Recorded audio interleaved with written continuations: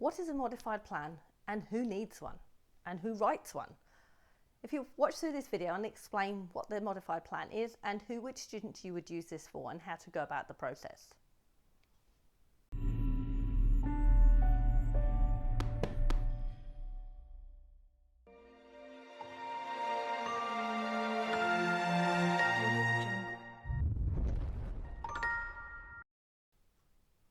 Hi, I'm Tracy Ashbridge.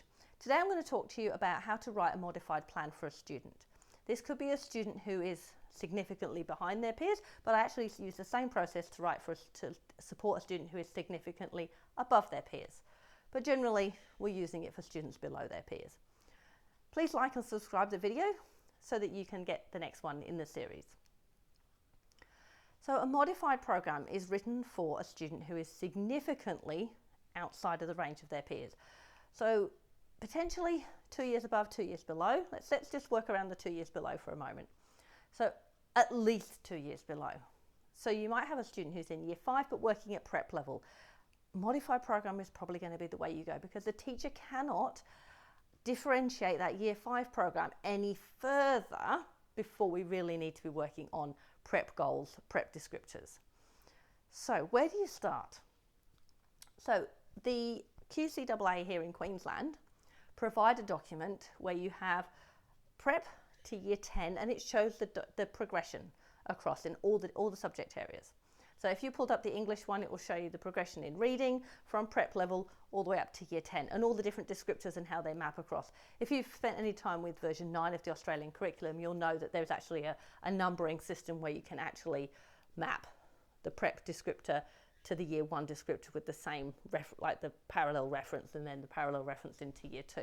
So that information is available as a big sheet. A3 is best because you can actually read it. If it's A4, you need a microscope probably. So use that document to look at, okay, they can do this, they can do this, they can do this. This is what we can't do. So that's a really good document to track and also then to plan ahead to what you're going to do next. So you can also see gaps. And I've got a student who was working at prep level in some areas, but actually working at year level in some others, in maths, like in shape and probability. The child's working at year level, so we don't need to modify that. We're only modifying what we need to modify. Now, if you are going to modify a student's curriculum, you also need to modify the student's report card. So the report card needs to say that they got a B, but they were working at prep level. Because otherwise the parents think everything's fine, or they go to a new school and they take it in for enrolment. The school think, oh yeah, great, they're getting Bs. Yeah, but they're getting B on prep level and they're in year 5. So that's really, really important. So I use that mapping tool though to help me know where, and I use that Australian curriculum to help me. So once I've worked out what level they're working at, and I might need to do some assessment around that, I can use the assessment data I already have. We have programs that we use at my school where I can actually draw information from just to get started on they can do this, they can do this, they can do this, problem here, can't do this, we need to work on these things. So that's really useful. Use the data you already have. You may need to do some mini assessments just to go, I don't know, can you do that? And some of the things in the very early level of prep, you could find that out in a 2-minute conversation. Oh yeah, you can do rhyming. I can tick that off. So once you've done that, then you need to do this by the subjects that you're going to modify for, and there's a different document for each one. So look at the planning on for your whole class. So you're going to pull up the achievement standard for your whole class. Say they're working at year 5, then you'll pull up the achievement standard for prep. You can pull them up side by side on the version 9 of the Australian curriculum. You can then click the descriptor for the year 5. You can click this matching descriptor, which will be the same sentence in the achievement standard. You can click that for the prep one, and you'll be able to see the matching descriptors for those things.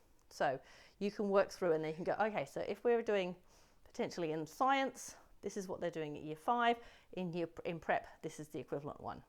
In maths, this is what we're doing in year 2 level, but this is what we do in year 6. This is how they tie across. So this helps to make sure that you can work with the student on the curriculum, and they can be doing angles, but they'll be doing angles at their level on this modified curriculum. So that new version of the Australian curriculum is really, really helpful. I hope if you're in somewhere else in the world that you have something as usable as that. If not, have a look at how the Australian curriculum has been set out for version 9, and maybe there's something similar. You can go, oh, actually, I can find that information on my curriculum. So once I've done that, I need to make a document I actually use the same format as an IEP or an individual education plan, and I just call it an individual curriculum plan. So I use the same things, I put in the same information, the baseline data about the student, the information about their diagnosis, their strengths, their functional impact, and then instead of writing, and I put in their adjustments, but instead of writing goals, I then write, this is their curriculum, this is what the class are doing, this is what they're working on. And I usually leave a separate section for any notes around how we're going to teach that or facilitate that. So as I said, how to evidence that.